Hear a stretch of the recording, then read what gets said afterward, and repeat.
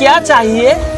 দেখো কি সুন্দর জায়গায় চলে এসেছি আমরা। এখন উঠবো ওই পাহাড়ের চূড়ায়, মাথা মানে মন্দিরটা দেখতে পাচ্ছ, রাধারানীর মান মন্দির, ওখানে যাব।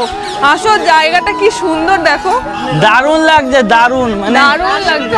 আমরা এখন দেখো রাধারানীর মান মন্দিরের সামনে চলে এসেছি। এটা হচ্ছে সিঁড়ি, দেখো কত উঁচু, কত উঁচুতে উঠতে হবে এখন। কি উঠতে সুন্দর পারবা? দেখতে লাগছে। উঠতে তো পারবো রাধারানীর কৃপায়। জাস্ট দেখো কি দারুণ দেখতে লাগছে। এই সুন্দর দেখতে দেখতেই চলে যাবো। এই সাথে বাচ্চা উঠতে, ওই দেখো আমার মা, এই তোমরা তাকাও এদিকে, সবাই উঠে পড়েছে আর আমার বউকে তাকে উঠতে পারছে না। কতক্ষণে উঠলাম দেখো। এই যে ঠাকুমা উঠে পড়ছে আর তুমি পাচ্ছ না। আরো এতটা। রাধে রাধে বলো, চলো। রাধে রাধে রাধে রাধে।